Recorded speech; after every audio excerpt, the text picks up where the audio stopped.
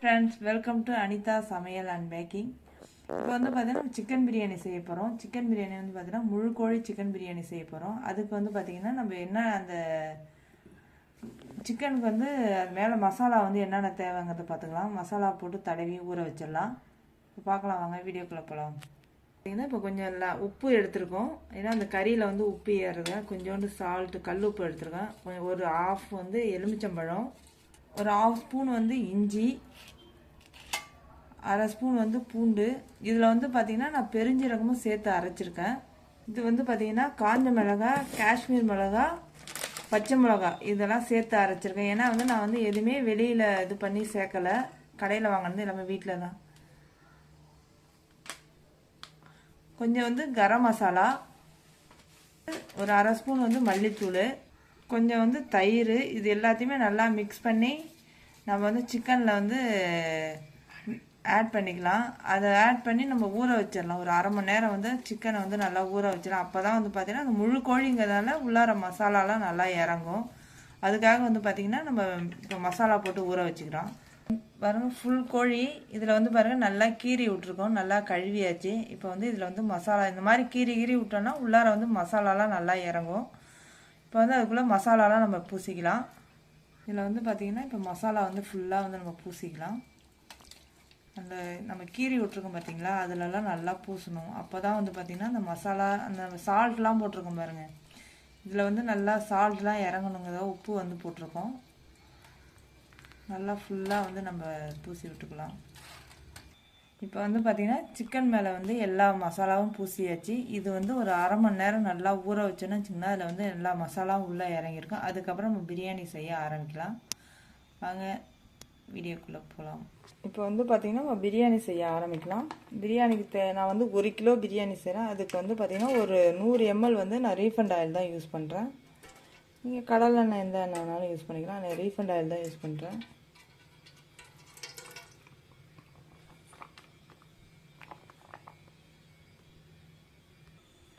இப்போ வந்து பார்த்திங்கன்னா நான் நெய் வந்து எண்ணெய் காஞ்சிச்சு. இப்போ 2 ஸ்பூன் அளவு வந்து நான் நெய் சேர்த்துக்கிறேன். எண்ணெயும் நெய்யும் நல்லா காஞ்சிடுச்சு. இப்போ வந்து பார்த்திங்கன்னா பிரியாணி இலை,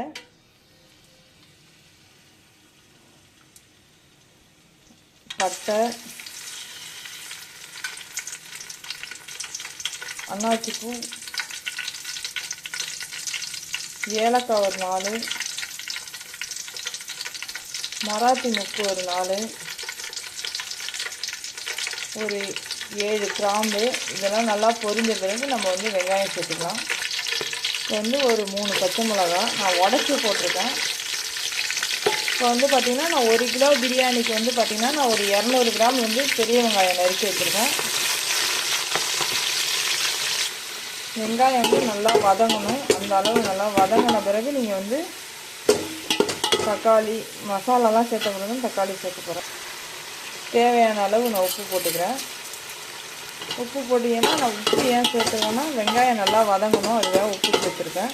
நல்லா வதங்கட்டும். இப்போ வந்து பார்த்திங்கன்னா வெங்காயம் நல்லா வதங்கிடுச்சு பாருங்கள். இந்த ஸ்டேஜில் வந்து பார்த்திங்கன்னா நான் இஞ்சி பூண்டு போட்டுக்கிறேன். இஞ்சி வந்து பார்த்திங்கன்னா ஒரு 2 ஸ்பூன் இஞ்சி. இதில் வந்து பார்த்திங்கன்னா நான் வந்து பெருஞ்சீரகம் அரைச்சிருக்கேன். ஏன்னா எந்த மசாலாவும் போடல, அதனால் வந்து பெருஞ்சீரகம் வந்து இந்த இஞ்சி கூடயே அரைச்சிருக்கேன். 2 ஸ்பூன் இஞ்சி, 2 ஸ்பூன் வந்து பூண்டு. இதை வந்து நல்லா மிக்ஸ் பண்ணிக்கலாம். நல்லா இஞ்சி பூண்டு வாசனை போகிற வரைக்கும் நல்லா வதக்கிங்க, அப்போ தான் நல்லாயிருக்கும். நல்லா வதக்கணும். நல்லா அந்த பச்சை வாடை போகிற அளவு நல்லா வதக்கணும். நல்லா வதக்கிங்க. ஏன்னா நல்லா வதங்கிடுச்சு. இந்த ஸ்டேஜில் வந்து பார்த்திங்கன்னா நான் வந்து சின்ன வெங்காயம் வந்து ஒரு 50 கிராம் வந்து நசுக்கி வச்சுருவேன். ஏன்னா இன்னும் நல்லா டேஸ்ட்டாக இருக்கும் பிரியாணி சின்ன வெங்காயம் போட்டால். இதை வந்து நல்லா மிக்சியில் லைட்டாக அரைச்சிக்கலாம், இல்லைன்னா நம்ம நசுக்கி போட்டுக்கலாம். இது நல்லா பச்சை வாசனை போகிற வரைக்கும் வதக்கணும். இப்போ வந்து இஞ்சி பூண்டுலாம் நல்லா வதங்கிடுச்சு. இந்த ஸ்டேஜில் வந்து பார்த்திங்கன்னா மல்லி 1/2 ஸ்பூன், நான் வீட்டில் அரைச்ச குழம்பு தூள் 1/2 ஸ்பூன் போட்டு வதக்கலாம். இது நல்லா வதங்கணும். பச்சை வாடை போகிற அளவுக்கு நல்லா வதக்கிக்கலாம். ஏன்னா நாங்கள் கடையில் வாங்கி எந்த மசாலாவும் போடலாம், வீட்டில் இருக்கிறத வச்சு நான் பிரியாணி செய்கிறேன். நல்லா டேஸ்ட்டாகவும் இருக்கும். இது வந்து பார்த்திங்கன்னா இது வந்து காஷ்மீர் மிளகாய், காஞ்ச மிளகாய், பச்சை மிளகாய் இந்த மாதிரி அரைச்சி போட்டால் நல்லா இன்னும் டேஸ்ட்டாக இருக்கும். இது வந்து நான் ஊற வச்சு அரைச்சிருக்கேன். இதை நல்லா வதக்கிக்கலாம். இந்த பச்சை வாடை போகிறவரையும் நல்லா வதக்குங்க. அடி பிடிக்காத பார்த்து நல்லா வதக்குங்க. இப்போ வந்து நல்லா வதங்கிடுச்சு. இந்த ஸ்டேஜில் வந்து பார்த்திங்கன்னா நான் ஒரு அரை ஸ்பூன் வந்து கரம் மசாலா போட்டுக்கிறேன்.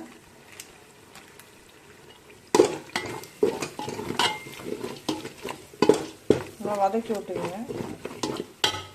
இப்போ நம்ம போட்ட மசாலா எல்லாமே நல்லா வதங்கிடுச்சு. இந்த ஸ்டேஜில் வந்து பார்த்திங்கன்னா நான் ஒரு 200 கிராம் வந்து நான் தக்காளி நறுக்கி வச்சுருக்கேன். அதை போட்டுக்கலாம். போட்டு நல்லா வதங்கணும்.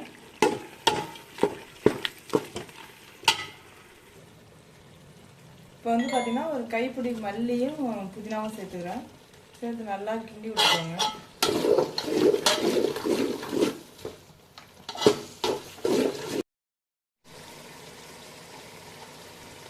இதை நல்லா மிக்ஸ் பண்ணி விட்டுக்கோங்க. இப்போ வந்து பார்த்திங்கன்னா நம்ம மசாலா தடவை ஊற வச்சுருந்த சிக்கனை வந்து நம்ம இதில் போட்டுக்கலாம். போட்டு வேக வைக்கலாம். போட்டு மூடி வச்சிடலாம். இப்போ வந்து சிக்கன் போட்டு நல்லா கிளறி விட்டு ஓரளவு வெந்துச்சு. இப்போ வந்து நம்ம வந்து லெமன் சேர்த்துக்கலாம். ஆல்ரெடி வந்து நம்ம ஒரு 1/2 லெமன் வந்து அந்த சிக்கன் மசாலா சேர்த்துறதுக்காக சேர்த்துருக்கோம். மீதி 1/2 லெமன் வந்து இதில் சேர்த்துருக்கோம். சேர்த்து விட்டு நல்லா வந்து பரட்டி போட்டு நல்லா வெந்துடும். சிக்கன் வந்து பார்த்திங்கன்னா நல்லா வெந்துடுச்சு பாருங்கள். இப்போ வந்து நம்ம தண்ணி வந்து எவ்வளோ தண்ணி தேவைங்கிறத ஊற்றிக்கலாம். இது வந்து பார்த்திங்கன்னா இதால் நான் 3 டம்ளர் அரிசி எடுத்துருக்கேன். இந்த 3 நான் இதனால் வந்து 1.5 டம்ளர் தண்ணி ஊற்றுறேன். 1 டம்ளர் அரிசிக்கு 1.5 டம்ளர் தண்ணி ஊற்றிக்கலாம். இது பார்த்திங்கன்னா சுடு தண்ணி தான் நான் ஊற்றுறேன். ஏன்னா பார்த்திங்கன்னா நம்ம கறி வந்து சுடு தண்ணி ஊற்றினா நல்லாயிருக்கும். பச்சை தண்ணி ஊற்றினா கொஞ்சம் மறுத்த மாதிரி ஆகிடும். அதனால் நான் சுடு தண்ணி தான் ஊற்றுறேன். அதால் வந்து பார்த்திங்கன்னா நான் 4.5 டம்ளர் தண்ணி ஊற்ற போகிறேன். 1 டம்ளர் ஊற்றிட்டா மீதி தண்ணி ஊற்றிக்கலாம். இப்போ வந்து பார்த்திங்கன்னா நான் 4.5 டம்ளர் தண்ணி ஊற்றிட்டேன். இப்போ ஊற்றிட்டு நல்லா வந்து ஒரு மசாலாலாம் அடியில் பிடிக்காத இருக்குது. நல்லா ஒரு வாட்டி கிண்டி விட்டு கறி பாருங்கள் சூப்பராக வந்துடுச்சு. இப்போ வந்து நம்ம தண்ணி வந்து இன்னும் கொஞ்சம் கொதிக்கணும். கொதிக்கிற வரைக்கும் நல்லா மூடி வச்சிடலாம். இப்போ வந்து ஒரு 5 நிமிஷம் நல்லா கொதிக்கட்டும். அப்புறம் நம்ம எடுத்து மீதி அரிசி போட்டுக்கலாம். தண்ணி நம்ம ஊற்றணும். நல்லா கொதிச்சிச்சு பாருங்கள். சிக்கன் நல்லா வெந்துச்சு. இப்போ சிக்கனை வந்து நம்ம எடுத்து வெளியில் வச்சுட்டு அரிசி போட்டுட்டு, ஏன்னா கறி நல்லா வெந்ததுனால நம்ம எடுத்துடலாம். எடுத்துட்டு நம்ம அரிசி போட்டு தம் போடும்போது திருப்பி அந்த சிக்கனை வந்து அந்த சாதத்துக்குள்ளார வச்சு தம் போட்டுடலாம். இப்போ வெளியில் எடுத்துடலாம். எப்படி படுத்து கிடக்குறாரு பாருங்க. அதையும் வச்சுட்டு இப்போ நம்ம வந்து அரிசி போட்டுடலாம். 1 கிலோ வந்து ஜீரக சம்பா அரிசி. இதை வந்து நல்லா நம்ம கழுவிக்கணும்.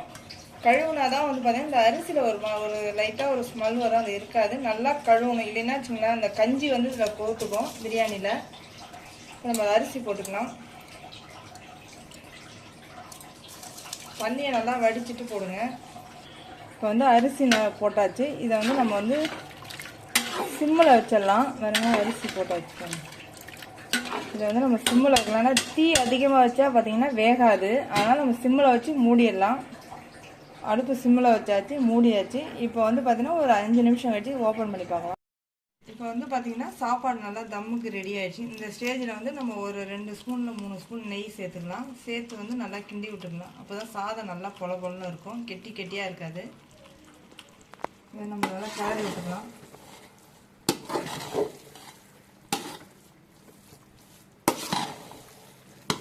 இந்த சிக்கன் எடுத்து வச்சிருந்தோம் பார்த்தீங்களா? இப்போ வந்து நம்ம தம் போட போகிறோம். அதனால் வந்து சாப்பாடுக்குள்ளார வச்சிடலாம். அப்போ தான் இன்னும் நல்லா சூப்பராக இருக்கும். சாப்பாடுக்குள்ளார வச்சு இப்போ மூடி விட்டுடலாம். இப்போ வந்து மல்லித்தழை போட்டுக்கலாம்.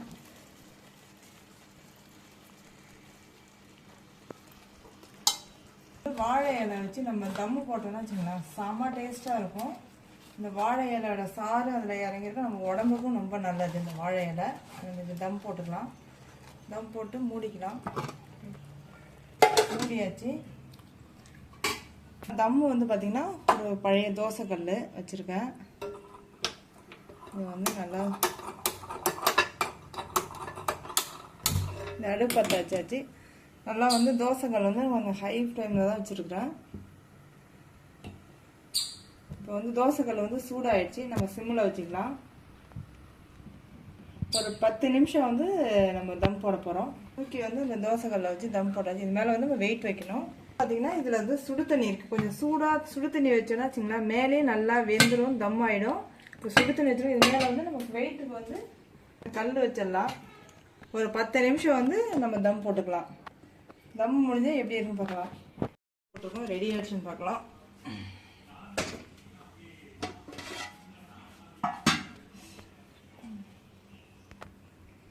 பாருங்கள், நல்லா வாழை இலையோட கலரே சேஞ்ச் ஆகிடுச்சு பாருங்கள். பாருங்கள் இப்படி கருப்பாகிடுச்சு பாருங்கள். இந்த மாதிரி ஆகும்.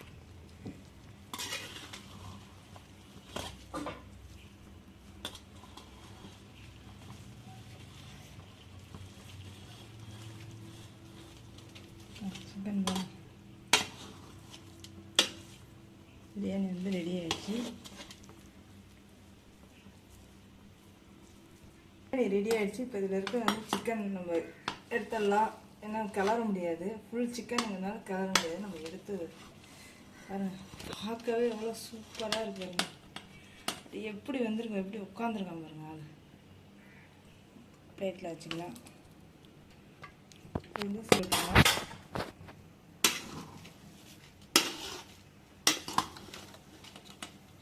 உதிரி உதிரியாக எவ்வளோ சூப்பராக இருக்குது. இந்த மாதிரி நீங்களும் வந்து வீட்டில் வந்து ட்ரை பண்ணுங்கள். எப்படி இருக்குன்னு பார்த்துட்டு வீடியோ பாருங்கள், லைக் பண்ணுங்கள், ஷேர் பண்ணுங்கள், கமெண்ட் பண்ணுங்கள். மறக்காத சப்ஸ்கிரைப் பண்ணுங்கள், பெல் ஐக்கானாக எடுத்து மாறுங்க. மிக்க நன்றி.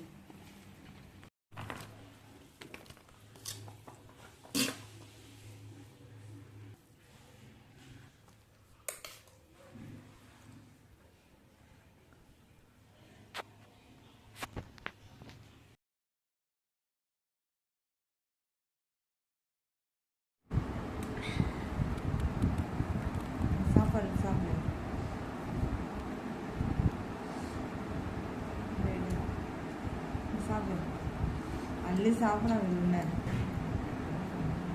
ஒன்னே காட்டல.